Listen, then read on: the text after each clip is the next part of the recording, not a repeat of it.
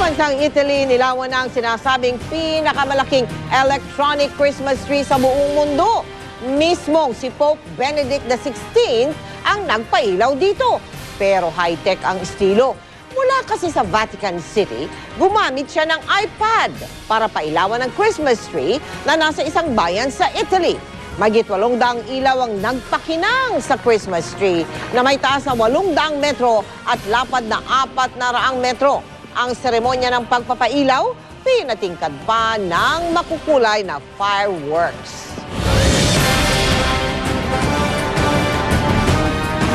Mabuhay lanes o yung pong tinaguriang Christmas lanes. Yan po ang tugon ng MMDA sa mabigat na daloy ng trapiko ngayong magpapasko. Inalam ng GMA News kung alin ba ang mas mabilis. Yung biyahe sa alternatibong ruta o yung Christmas lanes na tinatawag o sa EDSA. Nakatutok si Steve Dailisan.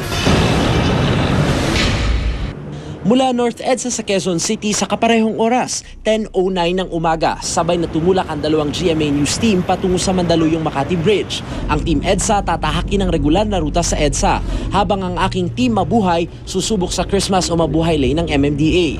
Mula EDSA, kumana na kami sa West Avenue na maluwag naming nadaanan. Para hindi tayo maligaw, nilagay ko dito sa aking cellphone yung listahan nitong mga kalye na dapat nating daanan papuntang Makati. At titingnan din natin yung mga signs gaya halimbawa niyan. Pagkana namin sa Quezon Avenue, mabilis kami nakapag-U-turn sa Magbanwa.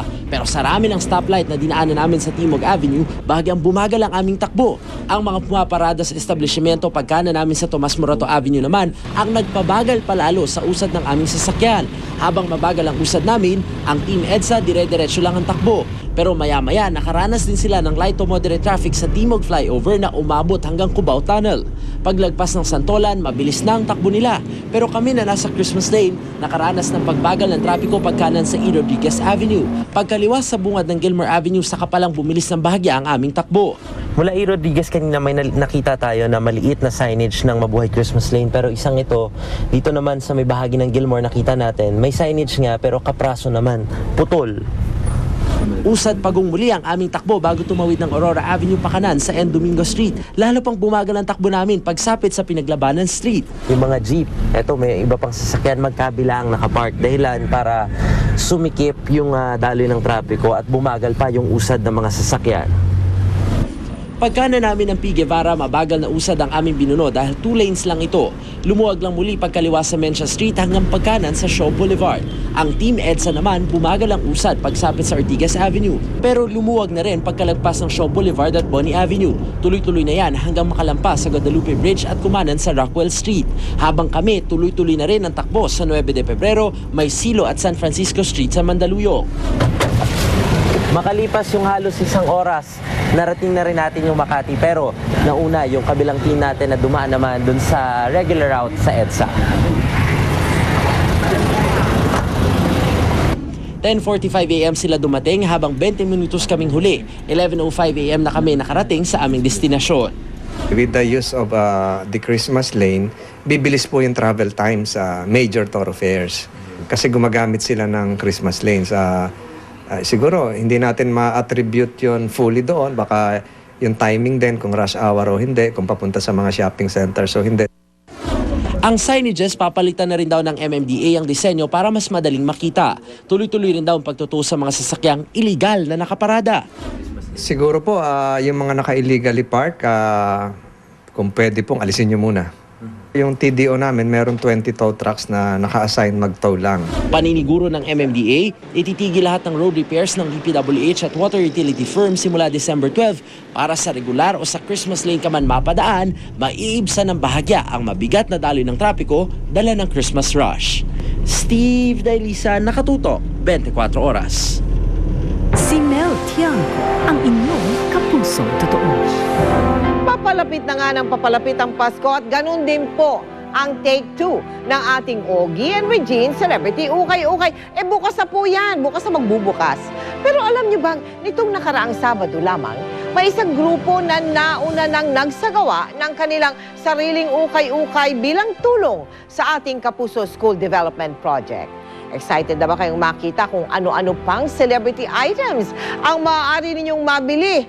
Eto, panoorin natin. sapatos, damit, sari-saring accessories, yan ang dinagsa ng mga followers ng Bloggers United.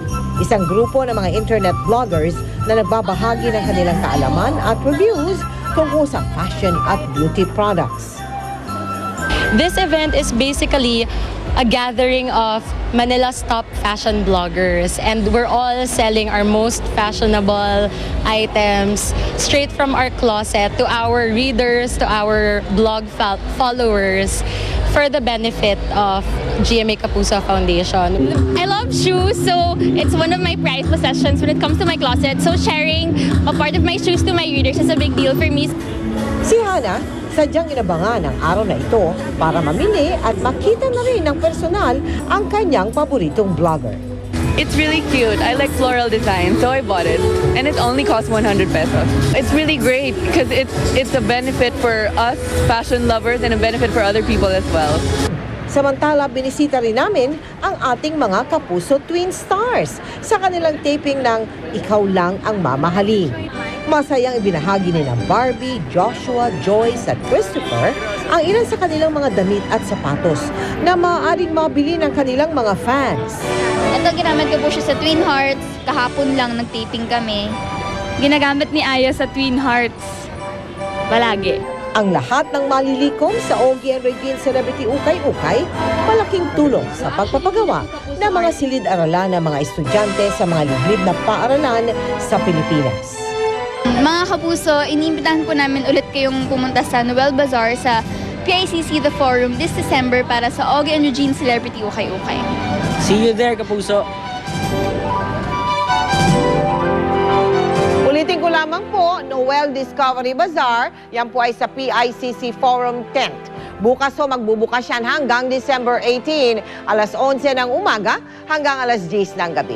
Bahagi ng malilikom sa Noel Discovery Bazaar ay pagkakaloob po sa GMA Kapuso Foundation para sa mga projects natin. Sa bazaar din pong ito ay naroroon ang Ogie and Regine Celebrity Ukay-Ukay, kung saan lahat naman po ng malilikom ay mapupunta naman sa pagpapatayo natin ng mga classroom sa mga liblib na pook sa Pilipinas.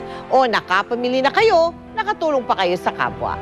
Samantala sa mga nais maging bahagi ng mga projects ng GMA Kapuso Foundation, magsadya po lamang sa aming tanggapan o mag-log on sa www.kapusofoundation.com.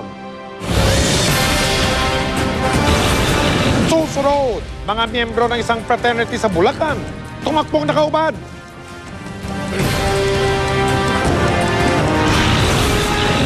Ilang programa at personalidad ng GMA Network pinarangalan sa Anak TV Awards.